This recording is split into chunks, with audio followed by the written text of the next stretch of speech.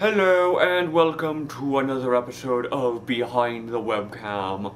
I am your temporary host, Wallace Von the D.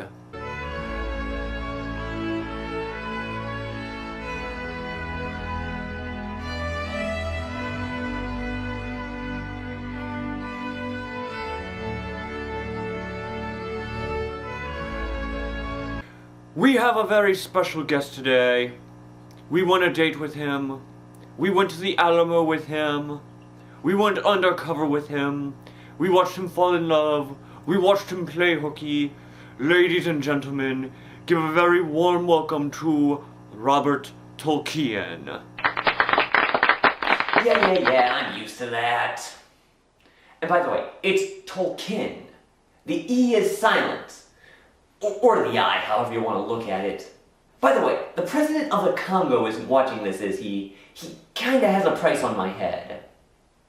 Why is the president of the Congo after you? I kinda sorta repoed his plane. And by the way, to any bounty hunters who are watching this, take note. He can't afford his plane, he can't afford that bounty. I guess I will start with the obvious question. Where do you get your ideas from? Ideas? Look, everything you have heard from me has been pure Robert Tolkien. I mean, does it sound unbelievable that I once spent 45 days in a hot air balloon by myself?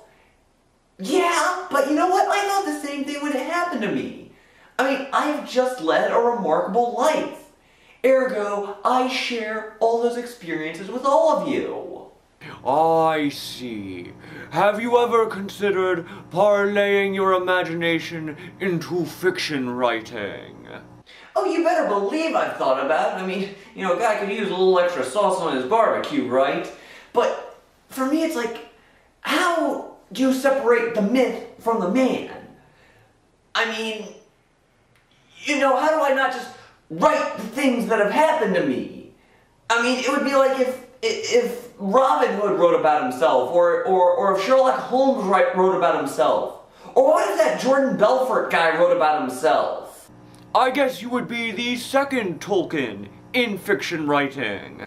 I will act like I didn't hear that. Look, I like those Lord of the Rings movies as much as the next guy, and you know, I'm impressed that Tolkien guy can make some books out of them. But do you have any idea how many times I've heard jokes like that my entire life? Hey, aren't you related to that Lord of the Rings guy? Or teachers telling me, you shall not pass! 3. That was a lucky guess. And Robert, how many musical instruments can you play? I think the shorter answer is how many instruments I cannot play. They say that a polite man is a man who can play the bagpipes but chooses not to. And that's a pretty accurate description of yours truly. And can you play something for us now? Now? Or whenever you are ready, Robert. Well, I mean, you know, I could play something like Eruption or Little Wing, but you know how YouTube is about their copyright policies. Now this is someone you have talked about in great detail in your adventures. How do you feel about Carrie? Carrie. Well, when it comes to Carrie, you know, I love the original movie so much that I never really saw the point of a remake, but you know what? Business is business. By the way, do you want to hear how I got Saddam Hussein's autograph?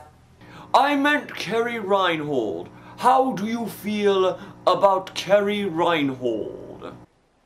You know, I have actually seen The Day the Clown Cried. Wouldn't you rather hear about that? Come on, Robert. I asked you about Kerry Reinhold. How do you feel about her? What is there to say about Carrie? She's loud, she's gross, she's repugnant, she's a geek. End of story. Then why do you talk about her in all of your stories? When someone interjects themselves into your life the way Carrie has interjected herself into mine, you think about them a lot. Like the way she's been cleaning herself up lately for that Marshall character. Come on, Carrie, why didn't you ever do that for me? I mean, I'm your so-called dream man. Then again, what woman wouldn't want some of this? So do you like Carrie? No. The answer is no. I hope that is clear. We have that on record, right? Carrie, are you watching this? You know what, I bet you are watching. I bet you're watching with Marshall. Carrie, do you see what you could have had? In that case, let us talk about someone you do like. When did your fascination with Natalie Rowe begin? Fascination, oh. That doesn't even begin to describe how I feel about that goddess. You know, I have been with more women than I can count, and yet my beautiful Natalie is the only one that has ever eluded me. And